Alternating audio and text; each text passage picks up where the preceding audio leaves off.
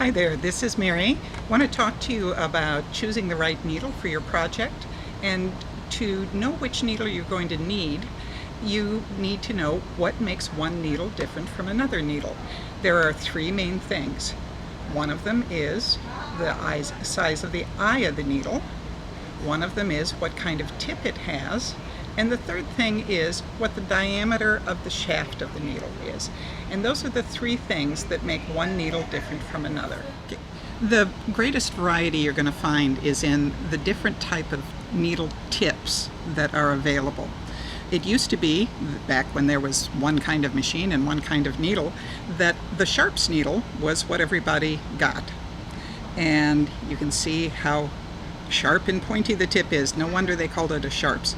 And the only difference at that point was you had this tip, but then you had different sizes. And the size of the needle has to do with how big is the diameter of the shaft of your needle. And we generally have two sizes on printed on the needle package, like 9014 or 8012. What that 80 means is that this part of the needle is 0.8 millimeter in diameter. So it actually relates to something that can be measured. I confess I'm not sure, still, even after all these years of sewing, what the 12, 14, and 16 refer to. But the bigger the number, the bigger the diameter of the shaft, and the heavier weight fabric you can sew on it. So you want to have a needle diameter that's going to be not too big, so it doesn't leave big holes in your fabric, but not so small that when you try sewing several layers together that the needle breaks. And usually if your needle's breaking, that's why your shaft isn't quite big enough, so just go one size up.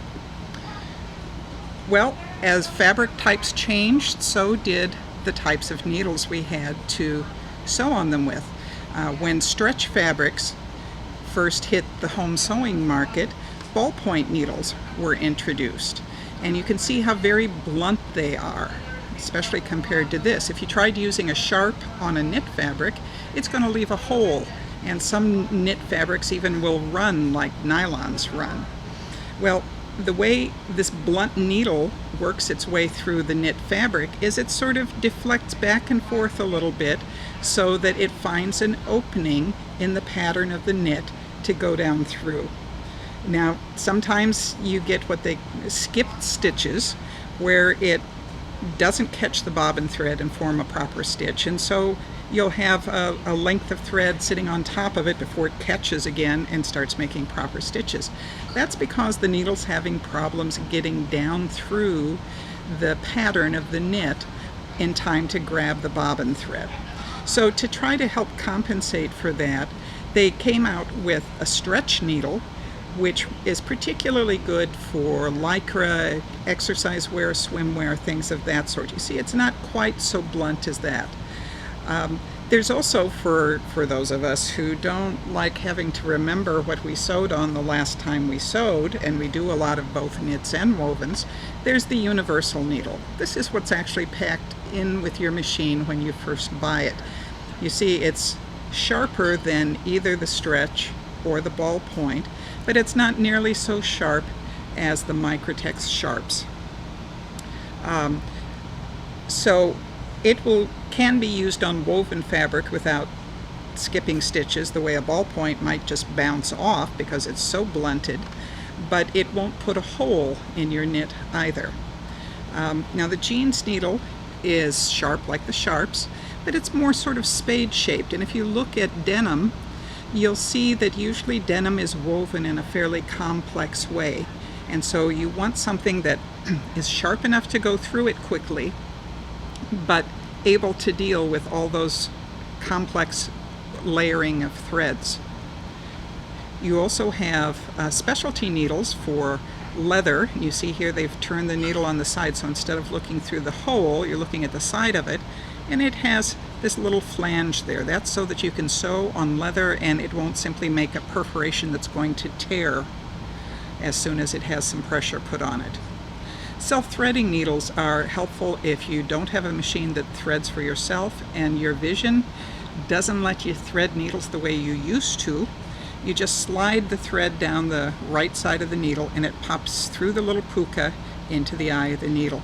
The only drawback to the self-threading needles is that now that we have machines with stitches that stitch in any direction instead of just nice, neat, straight stitches, sometimes when a decorative stitch or a zigzag stitch is going back and forth, it may decide to unthread itself from there. But boy, you know, if that's the only kind of needle I could still thread and I still wanted to sew, I think I'd deal with that problem. So those are the different types of needles. Now there's also a difference. The third way that they're different is in the size of the eyes.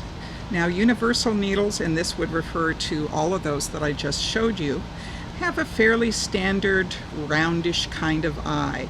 On the smaller needles it may be a slightly smaller hole. On the ones that have a really thick diameter it may have a little larger hole, but it's your basic round hole. But if you're doing sewing where the machine is running continuously for a longer period of time than what you would do with normal garment sewing, say if you're doing free motion quilting, there are quilting needles, or if you're doing machine embroidery where some designs have the machine running for more than an hour, you don't want friction to build up heat and begin to shred the thread as it goes through the eye of the needle. So what they've done is to make an eye that's a larger oval than what you get on a standard sewing needle. And this helps prevent problems with thread shredding, thread breaking when you're sewing. Even more so when you go to specialty threads like metallic threads. Metal does not like making two right angles in order to go through the eye of a needle and down and out the other side. And so they created one with a very long eye where the thread can go down and just gently glide through to the back side of the needle without putting any kinks in it. And then you have a fair chance of being able to sew metallic threads, if you're lucky, without having the thread break on you all the time. So these are the three ways that one kind of needle is different from another, and you want to choose the one that's best for your project. Some people just use universal needles for everything, but it's not always the best needle to use. If you sew primarily on woven fabrics, I'd say stock yourself up on different sizes of sharps needles rather than keeping a lot of universals on hands. If you do a lot of swimwear or exercise wear, universal's probably not the best needle for that either. You can get, I would say, use the stretch needle for that. So for the best kind of success and ease in your sewing, the most, you know, you want your needle to be a part of your tool that's going to let you create what you want to create without getting in the way with practical little matters like thread breaking or needles breaking or things like that. So just do yourself a favor, stock up on the kind of needles that are right for the fabric you like to sew on. Thanks.